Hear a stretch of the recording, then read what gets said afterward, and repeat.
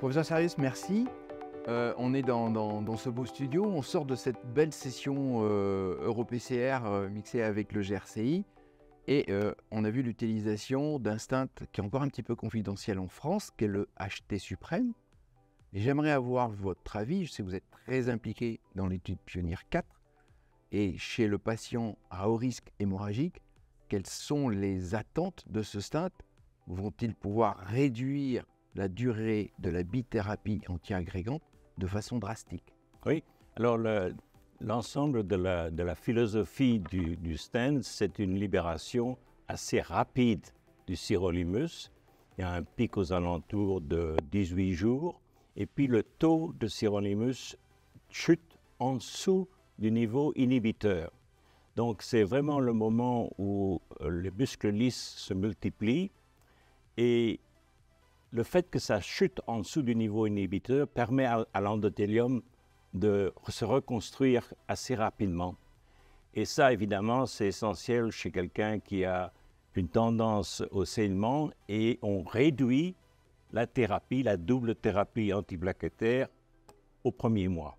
Donc ça, c'est ce qui se passe dans le Pioneer 4, c'est qu'à un mois, on interrompt l'aspirine que je voudrais éliminer à un certain moment parce que les P2Y12 qu'on a actuellement sont si puissants que le rôle de l'aspirine est mineur en tant que synergisme. Par contre, il est cause de saignement.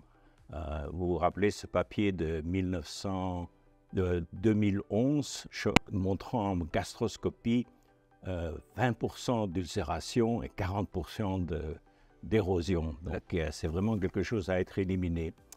Et quand on compare, et c'est vraiment préliminaire, quand on compare Pioneer 3, qui est le 3, qui est l'étude FDA, 5 ans de follow-up, il est clair qu'on n'a rien perdu, mais on a gagné après, on a gagné dans les 30 premiers jours et on a aussi gagné un petit peu dans le suivi qui est incomplet maintenant, mais qui progresse. Et cette technologie, elle est issue d'un savoir français.